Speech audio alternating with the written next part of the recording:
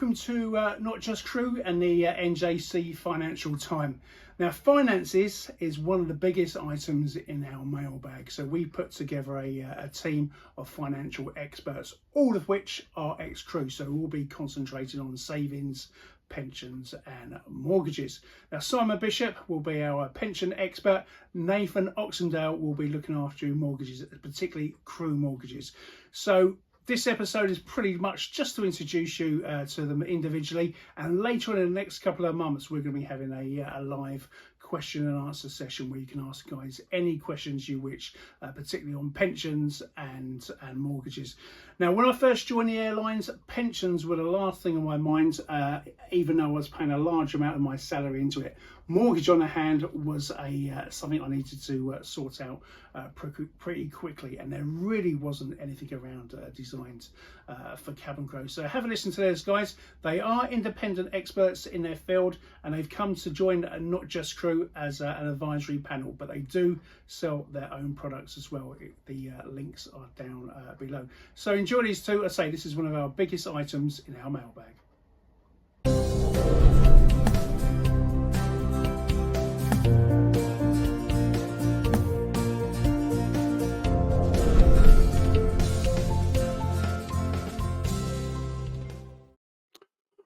Welcome back. We're just in for another episode where we chat to people who are experts in their field who have once been crew. Well, my next guest who's joining us this episode today is a mortgage advisor, which is one of our biggest subjects within our Not Just Crew mailbag. So I'm going to be chatting to Nathan Oxendale, who's an ex-crew and a mortgage advisor. Well, welcome, Nathan. How are you? I'm not too bad, Trevor. How are you, mate? Yeah, not bad. I say this is one of our biggest subjects in our mailbag, especially nowadays with the cost of properties. But before we go into that, just want to know a bit about your crew life. You were a cabin crew for quite a while. I asked all the guests this because, as I say, everyone involved in our financial team have always been crew. How did you get into becoming cabin crew in the first place? So basically, I was cabin crew with Thomas Cook since 1999. The reason I became crew was I used to live in a little town in North Wales, and basically was literally looking for a seasonal job while I moved to Manchester, which then obviously lasted 20 odd years until Thomas Cook went bust. So yeah, it was a long seasonal job. So that's pretty much how I got into flying. Like I say, I was only anticipating being in it for 6 months, but the bug got hold of you, and it became a way of life. So yeah, never looked back really. Really enjoyed it. Yeah, I mean that is so true. Everyone we've spoken to on the show, Holly, Simon Costello, ourselves, and myself, it was never an industry we were particularly going to go into or looking for. I know a lot of guys, it's been their dream job, but a lot of us fell into this sort of industry by mistake. We've sort of been saying it sort of once you've had the experience of being cabin crew, it does make you more sociable and easier to talk to. Have you found that yourself with your customers now? Yeah, 100%. I feel like I can literally, anybody that knows me knows I can never, I don't shut up when I start talking. And that's all from doing that job. You meet somebody for the first time, you build a rapport with them, you get to know them, and it's all from flying and getting that experience, because obviously you never flew with the same people each time, so you have to learn that process very quickly, that you have to adapt with new people, new team members, etc. So for me, I don't find it an issue having a conversation with anybody. I literally can walk up to anybody and have a conversation with them. Yeah, do you know what? That is so true, and it's something I have forgotten about, but we have mentioned it at times. You literally walk into a briefing room of strangers, all wearing sort of similar uniforms to yourself, but within 20 minutes, you feel like you've known them for ages. And a lot of the customers on the airlines, they often ask, how long have you sort of known each other? And it does come across we've known each other for many years, which is something, that is quite an amazing part of being cabin crew. Anyway, I digress. You so sadly after 20 years you left Thomas Cook, or had to leave Thomas Cook. How did you get into the mortgage industry? So basically, yeah, when Thomas Cook went bust in September 2019, basically had to start looking for a new career. Obviously, I was applied with Qantas, Virgin, BA. Everything was down at Heathrow, commuting down there. But in the meantime, there was a lot of companies, a lot of businesses put on like road shows for us, recruitment days and stuff for everybody from Thomas Cook, which Barclays ended up putting one up. So I ended up going to apply, went to that, looked quite interesting of what it was. And it was like a business development manager. So applied for that, got that job. And it was all based, the reason they told me they gave me that job was because it was all based on my customer service experience. And like what they were saying to me, you can't teach that for how long I'd been in the industry I'd in. So it was a skill that I was able to take from flying and move into that sector. And then got that job, was looking after small to medium-sized businesses. Now, what background I had in that, I didn't have any background in that at all, because obviously I've been in aviation as cabin crew for 20 years. And then basically they sort of taught you the roles of what you were needing to do, but it was all based on the customer service that I was doing, because they can teach you how to lend money and stuff like that. It's not an issue, but they can't teach you how to speak to somebody. So, and that was the reason why they gave me the job. But on the back of that, I got into doing like commercial mortgages and stuff like that, which then I got myself qualified, got my CMAP, got qualified to do mortgages. And then my sister, she's been a mortgage advisor for years and years and years. And she and her business partner approached me and said, do I want to go self-employed and become a mortgage advisor? Because when I was crew, I used to really struggle to get a mortgage and stuff like that. It used to really annoy me. And the fact that you go and see somebody and they haven't got a clue, even a broker, you'd go and see them and they wouldn't have a clue what you're talking about. And that's what annoyed me a lot. So you end up staying, once you've got a mortgage, you end up staying with the same provider all the time and never actually getting the cheapest deal out there and anything like that. So my sister, it took her a year to persuade me to do it, to go self-employed and start my own business, which I did. And then the mini budget was announced, which was perfect. So I was like, thanks, sis. Make me go self-employed, been employed my whole working life, and then I go self-employed and that happens. But it's a making of you, because it made me stronger in what I needed to do to survive.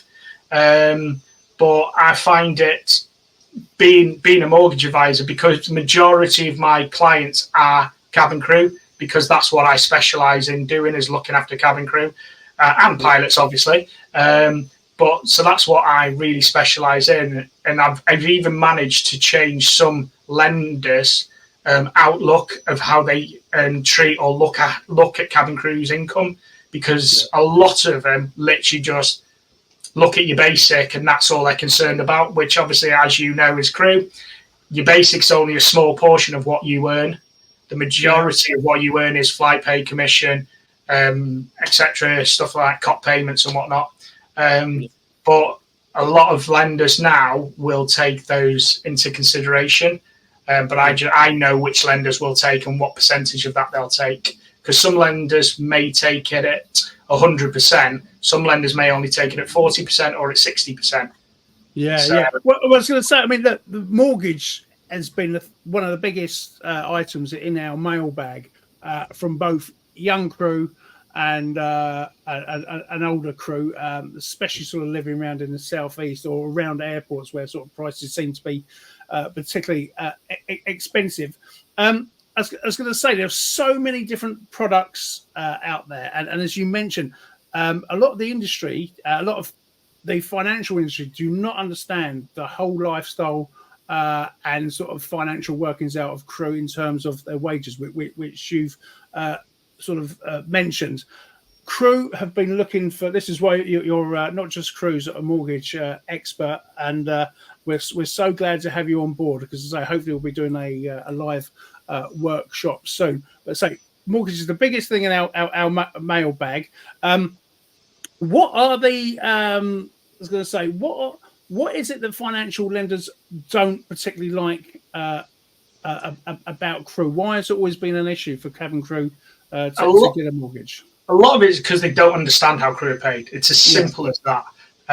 But also the fluctuation in it, how certain contracts, you could be on a seasonal contract, a 9-3 contract. There's loads of different contracts within the industry. Obviously, you got your permanent contracts. So it all depends on what kind of contract you're on. Obviously, depending on which airline you work for, you might be busier in the summer and dead in the winter.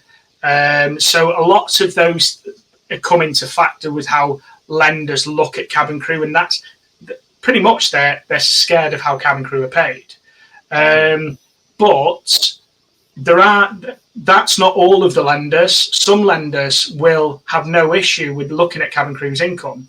Obviously, there's some of them where, depending on how you're paid, like if you have a cash passport, for argument's sake, because that's not on your payslip, apart from when it's topped up, it goes onto your payslip, so you can use that. Because anything that's on your payslip, pretty much you can use. Some lenders won't take it if it's not 100% taxed, but other lenders will take it if it's not 100% taxed.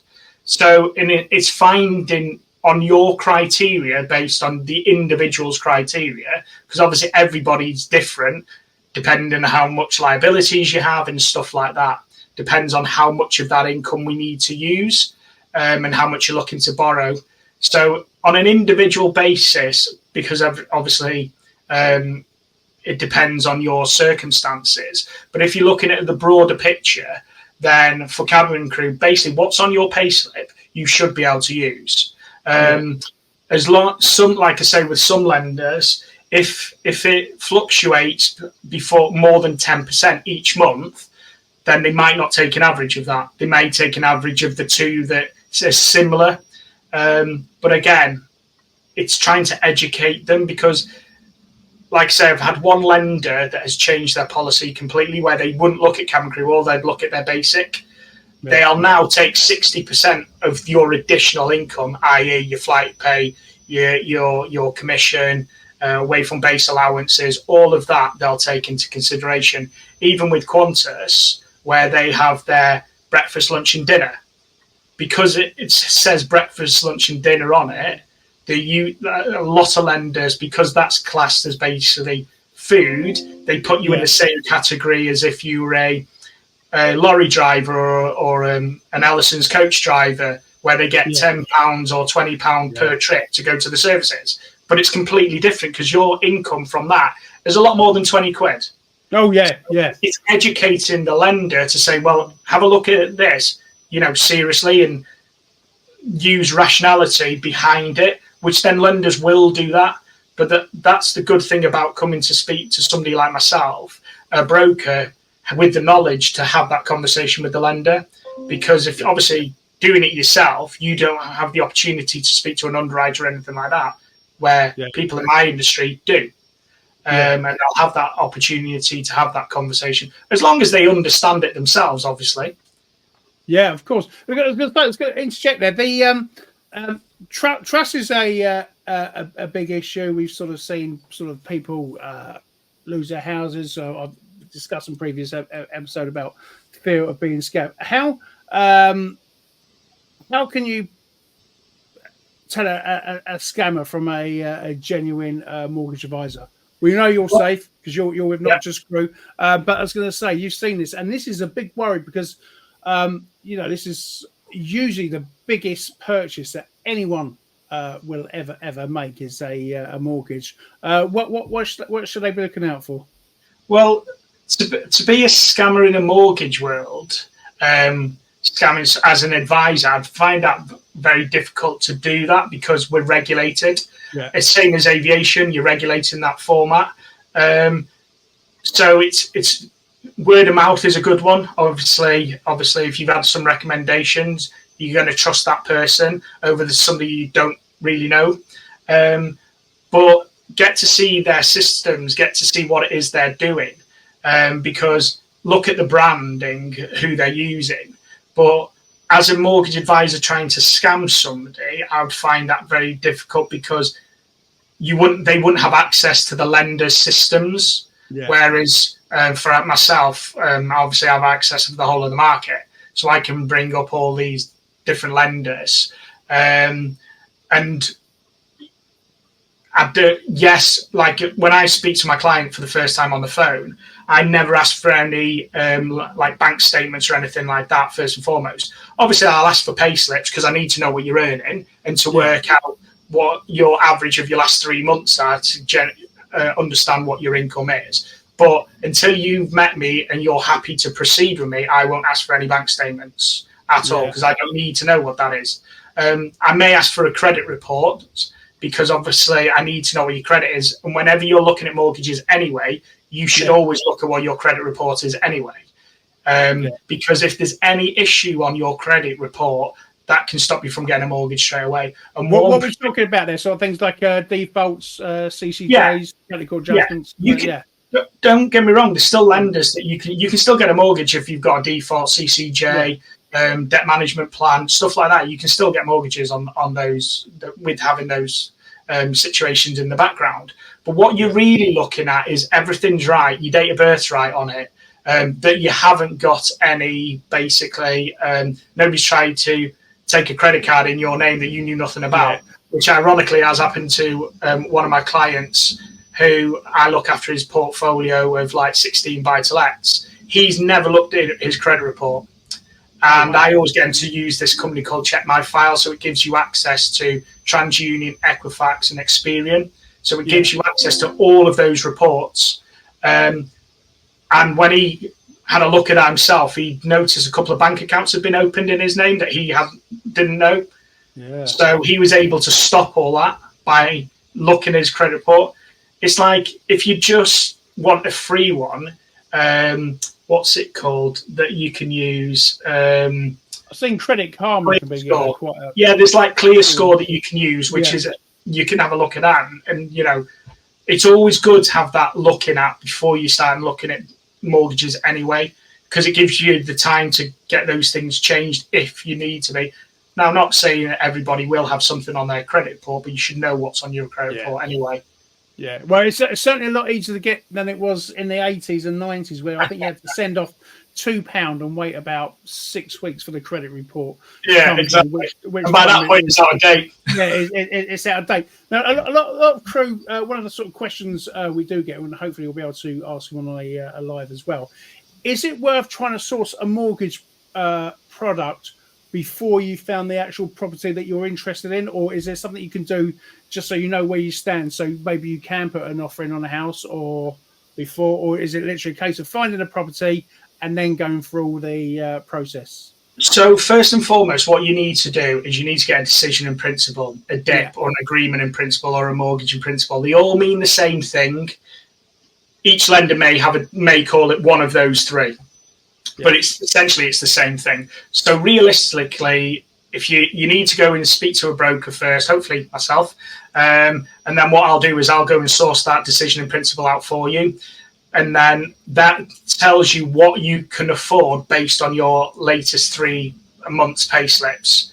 And then you can then go off and have a look at what properties it is you're looking to buy. Once then you found a property and you want to put an offer in, obviously you do that because you know you've got a decision in principle to back that up. Now, all a decision in principle is to say the lender may lend you that amount of money, but it's the estate agent that needs that. So they can take it off the property off the market and basically say, you've already gone and sourced out that information yourself. We're happy that based on your deposit and etc. and what you can afford on a mortgage, we can accept your offer. So they can then put that offer to the vendor and hopefully it's accepted. And that's when the property is then removed off the market. Yeah. But first and foremost, you really do need to go and see somebody first to get all that sorted before you then look in, because I have had a few occasions where clients have come to myself the other way around, where they put an offer in on a property, it's been accepted, and then they've come to us to sort that out and we can't get them what they're looking to get. So they then obviously had to pull out the sale. But in fairness, the estate agent then really shouldn't be accepting that without knowing, without a decision in principle. Is that what most estate agents expect now, for the client to have a decision in principle? Yeah, all of estate agents realistically will ask for the decision in principle to make sure that you're not wasting their time. Yeah. Because obviously back in the day, you could literally put an offer on so many properties without even showing any proof. Yeah, that was my day. that's how long it is since I've got in for a property there. All right, look, we'll be putting your details in the description below. Hopefully, you'll be joining us on our panel as well. We're going to be having many more of these programs, as I say, because pension, mortgages, premium estate agents, sort of recruitment, they're massive in our mailbag at the moment, and we want to address all these questions. So, Nathan, listen, thank you so much for joining us. I was going to say, I mean, we're going to put your details now, but is there a social website or any contacts that you'd like to mention here? Well, you can find me through obviously yourselves, not just Crew. You'll find me through there. I've got a Facebook page, Nathan Oxendale, Right Choice Mortgages, where you'll find my email address on there as well as my mobile number. But yeah, I'm also on LinkedIn, but I don't really use LinkedIn that much. I'm not that tech savvy on that thing. I much prefer Facebook or obviously, yourselves. Yeah. But yeah, that's pretty much what you can get on me. Okay, all right, Nathan. Thank you so much for joining us. So we'll be speaking to you in the very near future as well. Thank you, Trevor. Take care. You too.